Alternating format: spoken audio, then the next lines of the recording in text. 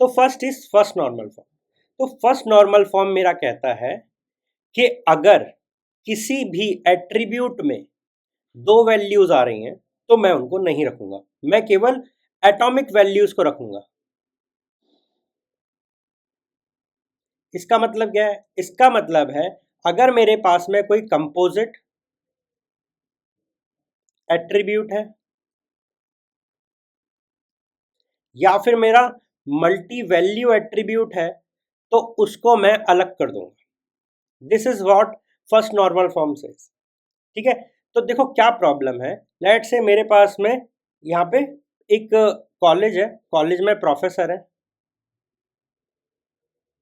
Okay, ना college के professor का एक सीरियल नंबर है, उनका एक नाम है और उनका सैलरी है। ना सैलरी अलग अलग पार्ट से बनी होती है।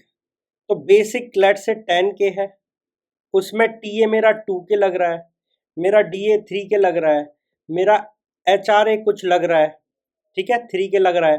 तो इस पॉइंट पे अगर मैं इसको एक ही टपल बनाऊं, एक ही एंट्री बनाऊं तो कैसे बनेगा?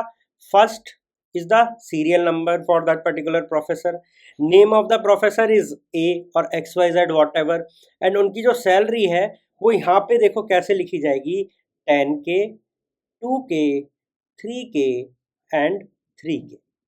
तो एक ही फील्ड जो कि मेरा सीरियल नंबर है, नेम है एंड सैलरी है, इस सैलरी में मेरे पास में मल्टीपल वैल्यूज आ गई।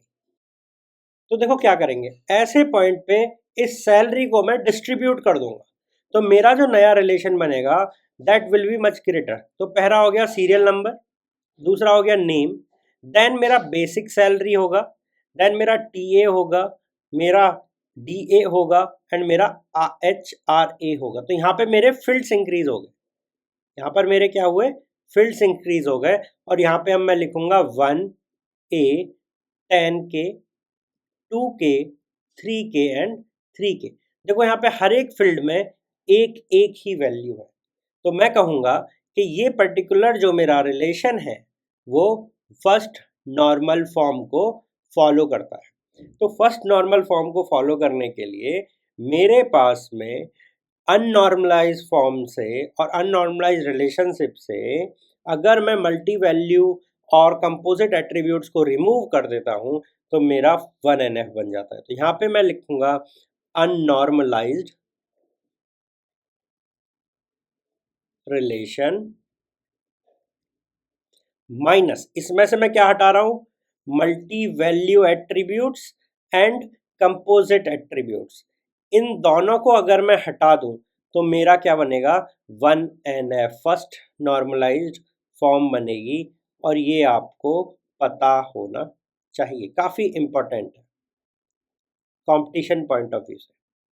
ठीक है, इसका मतलब सिंपल सा है कि मेरे यहाँ पे जो 1NF में रिलेशन बन के आया दैट विल बी एटॉमिक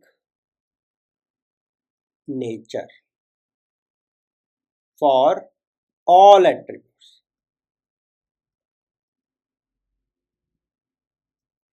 ये इसका नेचर क्रिएट करेगा ना। उसका एक सैंपल सा छोटा सा एग्जांपल मैंने देखा प्रोफेसर वाले केस में। नाउ एक बहुत बेसिक इंपॉर्टेंट स्टेटमेंट मैं बोलने वाला हूं कि एक रिलेशनशिप मॉडल में जब भी मैं कोई रिलेशन बनाऊं, सो एवरी रिलेशन